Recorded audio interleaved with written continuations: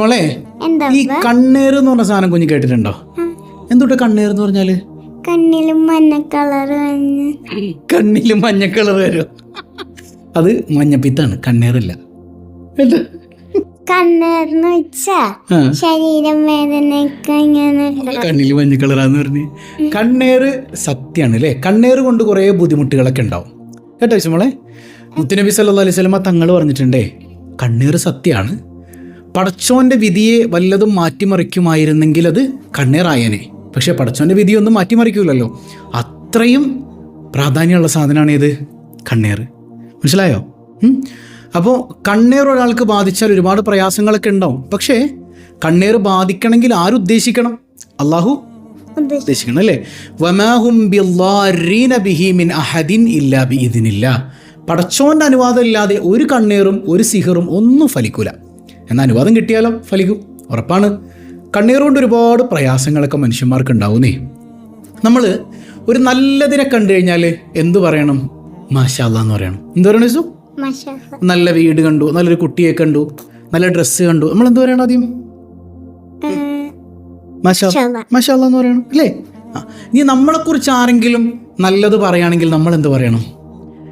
അവർ പറഞ്ഞോട്ടെ, നല്ലത് പറഞ്ഞു കഴിഞ്ഞിട്ട് ഇനി അവർ അങ്ങനെ അങ്ങോട്ട് പറഞ്ഞു പോയി കണ്ണീറുണ്ടാവുമെന്ന് തോന്നിക്കഴിഞ്ഞ ഉടനെ നമ്മൾ പറയണം ലാ ഹൗല വലാ ഖുവത ഇല്ലാ ബില്ലാഹ്. ഇല്ലാ ബില്ലാഹ്. ലാ ഹൗല വലാ ഖുവത ഇല്ലാ ബില്ലാഹ്. അവർ കേൾക്കണ്ട, നമ്മൾ പതിയെ അങ്ങ് പറഞ്ഞേക്കണം. കണ്ണേറിനുള്ള സാഹചര്യം തട്ടിപ്പോകാൻ അത് കാരണമാണ് എന്നാണ്. ഇരിക്കട്ടെ, നമ്മുടെ കുഞ്ഞു മക്കൾക്ക് കണ്ണേറ് ബാധിച്ചാൽ ഭയങ്കര പ്രയാസമാണ് ഇല്ലേ? ഇടക്കിടക്കൊക്കെ അത് ഇവിടെ നല്ല കണ്ണേറൊക്കെ കിട്ടാറുണ്ട്. അള്ളാഹു എല്ലാ കണ്ണേറിൽ നിന്നും കാത്തു രക്ഷിക്കുമാറാകട്ടെ. അപ്പോൾ കുഞ്ഞുങ്ങൾക്ക് കണ്ണേറ് ബാധിച്ചാൽ ഉണ്ടാകുന്ന ചില ലക്ഷണങ്ങൾ ഞാൻ പറഞ്ഞുതരാം. 10-15 ലക്ഷണങ്ങളുണ്ട്. ആ ലക്ഷണങ്ങളുണ്ടെങ്കിൽ എന്ത് ചെയ്യണം? കുഞ്ഞുങ്ങൾക്ക് കണ്ണേറ് ബാധിച്ചാൽ ഭയങ്കര ബുദ്ധിമുട്ടാണല്ലേ മിസ്സു? ഇല്ലടാ, ഭയങ്കര ബുദ്ധിമുട്ടാണ് അല്ലേ? അപ്പോൾ കണ്ണേറ് ബാധിച്ചു കഴിഞ്ഞാൽ അതിനെ ബാത്തിലാക്കേണ്ട കാര്യങ്ങളും പറഞ്ഞുതരാം. ഓക്കെ, അപ്പോൾ ഒന്നാമത്തെ ഒരു ലക്ഷണം എന്ന് പറഞ്ഞാൽ അകാരണമായിട്ട് നിരന്തരം ഇങ്ങനെ കരഞ്ഞോണ്ടിരിക്കുക. വേറെ പരിപാടിയൊന്നും ഉണ്ടാവില്ല. എന്നും പറഞ്ഞ കാര്യം ഫിസുമോൾ അങ്ങനെയാണോ? അല്ല, നല്ല കുട്ടിയാണ്. അതായത് വേറെ കാരണങ്ങളൊന്നുമില്ല. നമ്മളിപ്പോൾ ഡോക്ടറെ കാണിച്ചു, ഒരു വിചിത്രമായ കരച്ചിലൊക്കെ ചില സമയത്ത് ഉണ്ടാവുന്നേ. നമ്മൾ കാണുമ്പോൾ പഠിച്ചോനെ ഈ പിള്ളക്ക് എന്താ പറ്റിയതെന്ന് ആൾക്കാർ ചോദിച്ചു. അജാതി കരച്ചിലൊക്കെ എന്ന് കരഞ്ഞോളെ.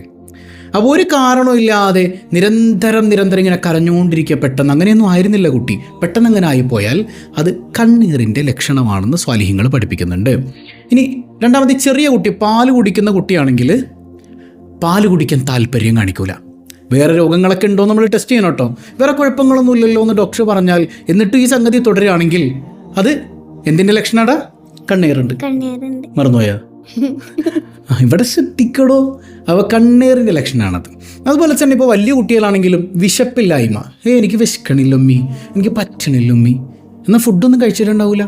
കുട്ടി മുമ്പ് മര്യാദയ്ക്ക് കഴിച്ചിരുന്നാണ്. അപ്പോൾ വിശപ്പില്ലായ്മക്ക് ഒരുപാട് മെഡിക്കൽ റീസൺസ് ഒക്കെ ഉണ്ട് കേട്ടോ. എന്നാൽ അതിൻ്റെ ഒരു കാരണം ഏതാണ് വിസു? കണ്ണീറാണ്. കണ്ണീർ ബാധിച്ചാൽ ഇപ്പോൾ ഈ കുട്ടികൾക്കൊക്കെ ഇപ്പോൾ ഒരു കല്യാണ വീട്ടിൽ പോയി വന്നു, അല്ലെങ്കിൽ ഒരു പരിപാടി കഴിഞ്ഞ് വന്നു, ചില താത്താമാരുണ്ട്, എന്ത് നല്ല പാട്ടായിരുന്നു ആ പുള്ളേടാ, എന്ത് കിടിലൻ ഡ്രസ്സാടി, ഇതൊക്കെ എവിടെ നിന്നാണ് എടുക്കണത് പുള്ളക്ക്? ഒരു മാഷാ പോലും പറയൂല ഇല്ലേ? അങ്ങനെ കുറേ ആൾക്കാരുണ്ട്. ചിലപ്പോൾ അങ്ങനെ അവർ പറയുന്നത് കൊണ്ട് കണ്ണീർ സംഭവിക്കാം. അപ്പം അങ്ങനെ പറഞ്ഞാൽ നമ്മൾ വായ കൊണ്ട് പറയേണ്ടത് എന്താ? ലാ ഹൗല വലാ ഖുവത ഇല്ലാ ബില്ലാഹ്. മാഷാ അല്ലാഹ്, അങ്ങനെ പറഞ്ഞ് ശീലിക്കണം കേട്ടോ. ഇരിക്കട്ടെ. ഇനി അഞ്ചാമത്തേത്, കുഞ്ഞിന് പെട്ടെന്ന് ക്ഷീണം വരിക, പെട്ടെന്ന് അങ്ങ് തളർന്നു പോവുക, ഭയങ്കര ക്ഷീണം, ഒരു കാരണമില്ല. നല്ല ആക്റ്റീവായ കുട്ടി പെട്ടെന്ന് വീക്കായി പോവുക. വേറെ കുഴപ്പങ്ങളൊന്നുമില്ല, പനി വന്നിട്ട് അങ്ങനെയൊക്കെ വരാം കേട്ടോ, പല കാരണങ്ങൾ കൊണ്ടും വരാം. അതിൻ്റെ ഒരു പ്രധാന കാരണം കണ്ണീറാണ് എന്നുള്ളതാണ്. ആറാമത്തേത്, കളിക്കാനുള്ള ടെൻഡൻസി ഇല്ലാതാവുക. നല്ലോണം കളിച്ചുകൊണ്ടിരുന്ന ആക്റ്റീവായി ഓടി നടന്നിരുന്ന കുട്ടിയാണ്, പെട്ടെന്ന് കളിക്കാനൊന്നും തോന്നണില്ല, ഇങ്ങനെ ഉറങ്ങി തൂങ്ങിയിരിക്കുക, മൂഡ് ഔട്ടായിട്ടിരിക്കുക അല്ലേ? കളിക്കാനുള്ള ടെൻഡൻസി കുറയുന്നത് കണ്ണീറിൻ്റെ ഒരു ലക്ഷണത്തിൽ പെട്ടതാണ്. അതുപോലെ തന്നെ പലതരം വേദനകൾ, കൈവേദന, കാലുവേദന, കാലിൻ്റെ മുട്ടിന് കീഴ്പോട്ട് എപ്പോഴും വേദന, പെട്ടെന്ന് വേദന. അത് വളർച്ചയുടെ ഭാഗമായിട്ട് കുട്ടികളിൽ ഉണ്ടാവും. വേറെ മെഡിക്കൽ റീസൺസ് കൊണ്ട് വേദന ഉണ്ടാവും. ചിലപ്പോൾ ഓടിക്കളിച്ചതിൻ്റെ ഭാഗമായിട്ടുണ്ടാവും. കണ്ണീർ കൊണ്ടും അങ്ങനെ എന്തുണ്ടാവും? ഇവിടെ വേദന ഉണ്ടാവും ഇല്ലേ? അപ്പോൾ കണ്ണീറിൻ്റെ ഒരു ലക്ഷണത്തിൽ പെട്ടതാണ്. അപ്പോൾ ഈ ലക്ഷണത്തിൽ പെട്ടൊരു സംഗതി വന്നു കഴിഞ്ഞാൽ ഉടനെ നമ്മൾ ഈ കാര്യങ്ങളൊക്കെ ചെയ്തു നോക്കാം. ഡോക്ടേഴ്സിനെ കാണിച്ചു നോക്കിയിട്ട് വേറെ കുഴപ്പങ്ങളൊന്നും ഇല്ലയെന്ന് പറയുകയാണെങ്കിൽ ഉറപ്പിച്ചു അത് കണ്ണീർ തന്നെയാണ്. മനസ്സിലാവുന്നുണ്ടോ? അപ്പോൾ നമ്മുടെയൊക്കെ ജീവിതത്തിൽ ഉണ്ടാകുന്ന ഇടയ്ക്കിടെ വന്നുകൊണ്ടിരിക്കുന്ന സംഭവങ്ങളാണ് ഇതൊക്കെ. അപ്പോൾ അള്ളാഹു ശിഫയാക്കുമാറാകട്ടെ.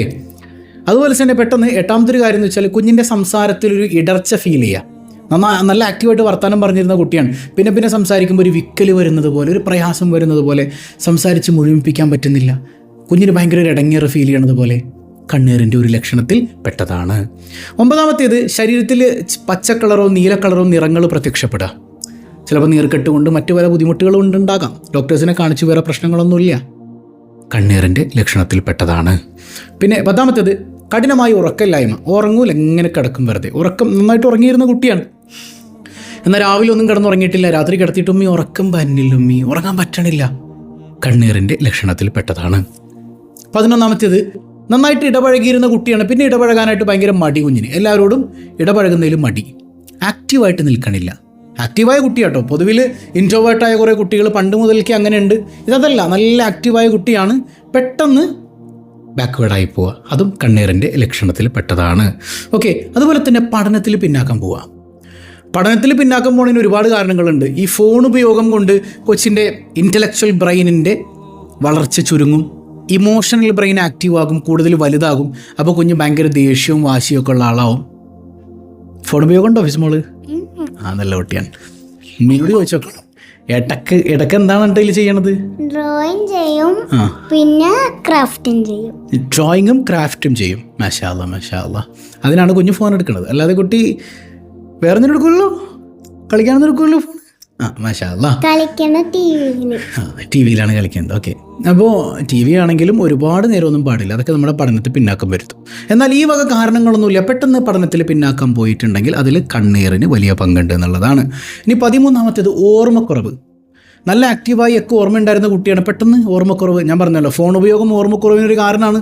ഇതൊന്നും ഇല്ലാതെ ആക്റ്റീവായി നിൽക്കുന്ന ഒരു കുട്ടിക്ക് പെട്ടെന്ന് ഓർമ്മക്കുറവ് വരുന്നുണ്ടെങ്കിൽ അതിൻ്റെ കാരണം എന്താണ്? കണ്ണേറാണ്. എന്താണ്? കണ്ണീറാണ്. അതെന്തല്ല, അപ്പൊ എക്സാം ഒക്കെ മാമുമാര് എക്സാം ചെയ്യാൻ തരുമ്പോ നമ്മളത് പഠിച്ചിട്ട് ഫോൺ കാണുമ്പോ നമ്മൾ മറന്നുപോവില്ലേ? ഫോൺ ഇങ്ങനെ കുറേ നോക്കിയിരുന്നാൽ എക്സാമിന് നമുക്കൊന്നും എഴുതാൻ പറ്റൂല, മറന്നു നമ്മൾ. അപ്പോൾ ഫിസുവിൻ്റെ ഫ്രണ്ട്സൊക്കെ ഇത് കേൾക്കുന്നുണ്ടെങ്കിൽ എക്സാം സമയമൊക്കെ വരും, പഠിക്കാനായിട്ട് മാമുമാർ തന്നിട്ടുണ്ടാവും. ഇപ്പോൾ വെക്കേഷൻ ആണെങ്കിലും ഒരുപാട് ഫോൺ ഉപയോഗിച്ചാൽ നമ്മളതൊക്കെ എന്ത് ചെയ്യും? അപ്പോൾ നമ്മൾ എക്സാമിലൊക്കെ തോറ്റും. നല്ല കുട്ടികളൊന്നും ഫോൺ കാണരുതെന്ന് പറഞ്ഞേ. നല്ല കുട്ടികളൊന്നും ഫോൺ കാണരുത്. മാഷാ അല്ലാ. അപ്പോൾ ഇനി ഇതെല്ലാം ഒരുപാട് അടയാളങ്ങളുണ്ട്. കുറച്ച് അടയാളങ്ങളാണ് ഞാൻ പറഞ്ഞത് സാധാരണഗതിയിൽ നമ്മൾ കാണുന്നത്. ഇതിങ്ങനെ കണ്ണേറാണെന്ന് ഉറപ്പായി കഴിഞ്ഞാൽ എങ്ങനെ നമുക്ക് ബാത്തിലാക്കാൻ പറ്റും? ഒന്നാമത്തെ ഞാൻ പറഞ്ഞു, നമുക്ക് കണ്ണേറുണ്ടാകുമെന്ന് തോന്നിക്കഴിഞ്ഞാൽ ഉടൻ തന്നെ നമ്മൾ അവർ കേൾക്കാതെ പറയേണ്ട എന്താ? ലാ ഹൗല മാഷാ അല്ലാ. രണ്ടാമത്തെ ഒരു കാര്യം എന്ന് പറഞ്ഞാൽ, നമ്മുടെ കുഞ്ഞ് സ്കൂളിലേക്ക് പോവാണ്, മദ്രസയിലേക്ക് പോവാണ്, അല്ലെങ്കിൽ എന്തൊരു പരിപാടിക്ക് പോവുകയാണെങ്കിൽ കുഞ്ഞിലൊരു ആയത്തുൽ കുർസി ഓതാൻ പഠിപ്പിച്ചു കൊടുക്കുക. ആയത്തുൽ കുർസി ഓതൂലേ കുഞ്ഞ്? അല്ലാഹു ലാ ഇലാഹ ഇല്ലാ ഹുവൽ ഹയ്യുൽ ഖയ്യൂം ലാ തഅഖുദുഹു സിനതുൻ വലാ നൗം. മാഷാ അല്ലാ. അറിയില്ലേ കുഞ്ഞിന്? ഫുൾ അറിയാം. മാഷാ അല്ലാ.